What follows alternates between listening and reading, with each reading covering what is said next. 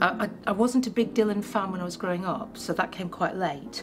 But I remember hearing Blind Willie McTell, because I bought the box set that was on for my then mother-in-law, and she put it on, and I heard Blind Willie McTell, and it stuck with me. So when I started to think that I would sing a Dylan song, it was Blind Willie McTell that I first went to, and that kind of opened the door for me.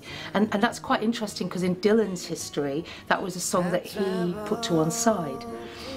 But it was a door-opening song, and I think it's a piece of songwriting genius. Well, it's a history of Americana, so there's something in that. It's easier if I say I was driving through New Mexico, and there was a storm, an electric storm, and the sky was really dark, and just by the side of the road there was a tent show, and it was obviously an evangelical tent show. It wasn't one of the old gospel tent shows, or it wasn't one of the old blues tent shows. But just in that moment, that verse, the second verse, there's a hoot owl singing, as they were taking down the tents, the stars above the barren trees were his only audience.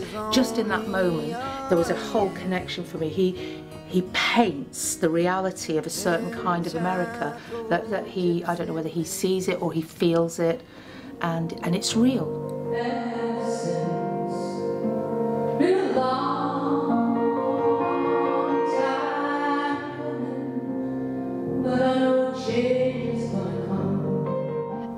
Man in the Long Black Coat is a fantastic Dylan song, and it sets up a whole story, and it sets up a landscape, and there's various thoughts about what's the song about, because people always want to know what is the song about, and I always introduce it by saying that it feels to me like when I was a young girl and I was growing up in Stockport, that if the doors of the youth club had burst open and if there'd been a man standing there in a long black coat, and if he'd gone to me, I would have gone.